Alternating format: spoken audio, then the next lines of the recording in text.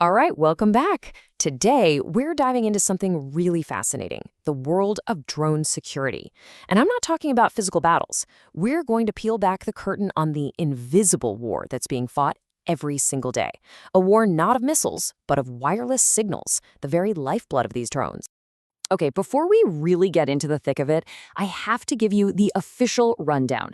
This is part 8 of a 10-part tutorial, and it's all based on a really in-depth research report called Wireless Attack Vectors from Virtualization Options LLC.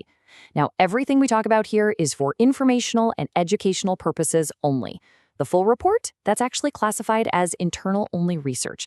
So with that out of the way, let's get to the good stuff. You know, drones are absolutely everywhere now, right? But what we don't see is their lifeblood, this whole invisible web of signals. I mean, think about it. Every single thing a drone does, flying, navigating, sending back that awesome video, it all depends on these radio waves. And that right there is its biggest weakness. It's a battlefield you literally cannot see. So let's set the stage for this invisible battle. First, we've got to know who the players are. Okay, so who are the players? First, you've got the attacker. Their whole mission is to get in there and mess with the drone's command and control, basically to take it over. And on the other side, you've got the defender. Their job is to stop that from happening, to protect their drones from any kind of incoming attack. It's this constant game of cat and mouse, all happening on radio frequencies we can't even see. All right, let's start with the attack side of things. How do you actually hijack a drone's controls? So here's the attacker's playbook for hijacking a control link. And it's not some kind of magic, it's a super methodical 4-step process. Step 1 is reconnaissance. You're basically just listening in, scanning the airwaves to find the drone's control signal. Once you find it, you move to step 2. Protocol analysis. This is where you capture the signal and reverse engineer it to figure out its language. What commands does it understand? Then step 3, jamming. You blast that frequency with noise to cut off the real pilot. It's like shouting so loud they can't hear each other. And finally, the fun part, command injection. Now that the drone is deaf to its real pilot and you know its language, you start sending your own commands and take total control.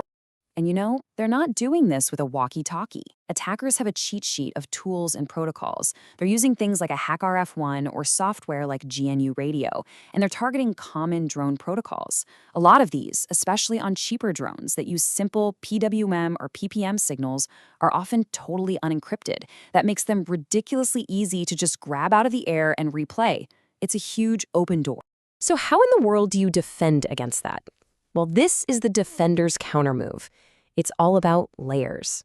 The first and most obvious thing is to encrypt your control signals and make sure they're authenticated. But you can get even smarter. You can use something called frequency hopping spread spectrum, or FHSS. This makes the signal jump between frequencies super fast, turning it into a moving target that's almost impossible to jam. And if the drone is really important, you might even have a backup control channel using cell service or a satellite link, just in case. Okay, let's talk about another huge attack vector. And this one's probably a lot more familiar to most of you, hacking the drone's Wi-Fi. Yeah, a lot of consumer drones use a Wi-Fi network for things like initial setup or streaming video back to your phone. The problem is, attackers know this. They can just look for default Wi-Fi names, like parrot_drone or something. If you haven't changed the password, they're in. From there, they can scan for open ports, look for default credentials, or even intercept that live video feed if it's not encrypted. That handy feature just became a gaping security hole. The good news is the defender's countermove here is pretty straightforward. It's all about basic cyber hygiene. Seriously, just changing the default Wi-Fi name and password is a huge first step. Using strong WPA3 encryption, disabling services you don't need, like Telnet, and, this is a big one, always keeping your drone's firmware updated, these simple steps can shut down most of these attacks. Okay, so let's say an attacker can't take over the controls directly. What's the next best thing? Well, you lie to the drone.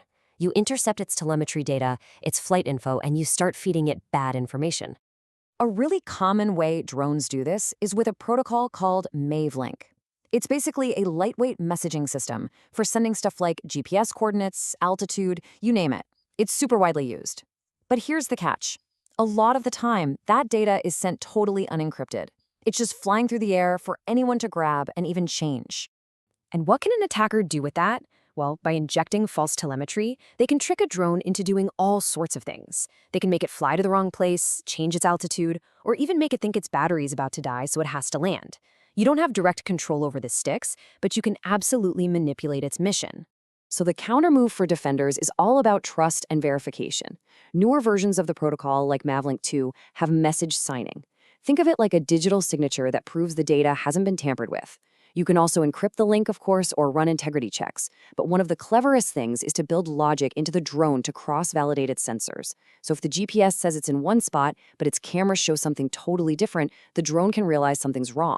So far, we've mostly talked about defending the drone itself. But now, let's flip the script. Let's look at the defender's arsenal, the tools they use to actively take down a hostile drone. Welcome to the world of counter-drone systems. Okay, first up in the counter-drone toolbox is jamming. This is pretty much the brute force approach. You just transmit a whole bunch of high-power noise right on the drone's control and GPS frequencies. This severs the link, and the drone, now deaf and blind, usually goes into a fail-safe mode, either landing right where it is or trying to return to its launch point. Now, a much more elegant solution is spoofing. Instead of just jamming the GPS signal, a defender can transmit their own fake GPS signals. They can basically lie to the drone about where it is, deceiving its navigation system. This way, they can force it to fly to a location they choose, like a safe landing zone. It's less of a sledgehammer and more of a precision tool. And then you have the really advanced stuff, protocol exploitation. This is where the defender acts just like an attacker. They figure out the drone's control protocol and then send their own legitimate-looking commands. They don't have to jam or spoof anything. They can just, in the drone's own language, tell it to land now. It's pretty amazing. And all of this brings us to one last, really big question. We've seen this constant back and forth, this cat and mouse game between attackers and defenders. But what happens next? As we start seeing things like massive drone swarms and AI pilots entering the battlefield, this whole invisible war is about to get way more complex. So who do you think is going to have the ultimate advantage?